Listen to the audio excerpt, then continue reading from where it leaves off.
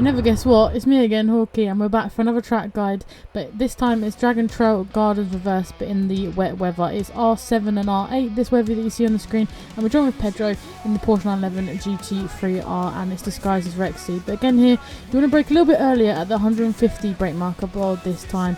Get ready to keep braking in a straight line, then for the double apex section, go into the right, but don't go in towards the apex. Let the car bring you out left, and then back to the right.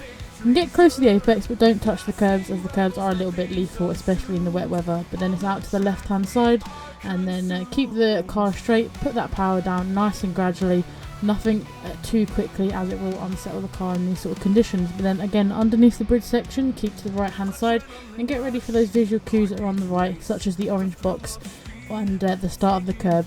Start braking in a straight line here, and we'll go into the quadruple apex zone.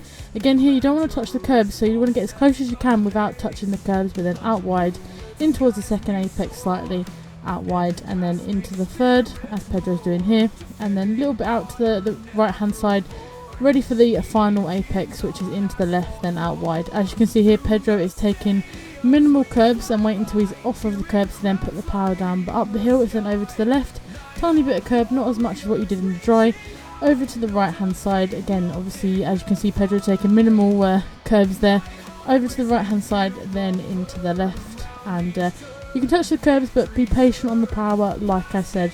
But it's then over to the left to give yourself a lot of room as you go into this corner here. It's a bit of a sweeping corner, might have to do a little bit of trail braking. But as we get ready to go in towards the hairpin, you're going to go over to the left and start braking around the 100 brake marker board, or a little bit earlier. Again, give yourself plenty of time going into the hairpin. But as you go to the right, you can go towards the late apex. Don't touch the curb, as you put the power down it will try and spin here, but then wait again for the car to fully straighten up, get on that power again, nice and patient. As you can see, it's probably you're already fed up with me saying that, but in the wet weather it's all about braking in a straight line and being patient with the power, not putting the power on too much until you're comfortable.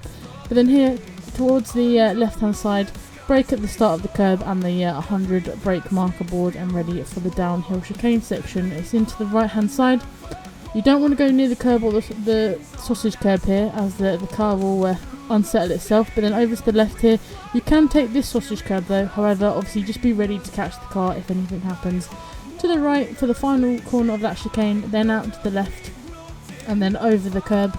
Here, keep to the left hand side and get ready for the final corner, which again remember is cambered, so into the right hand side.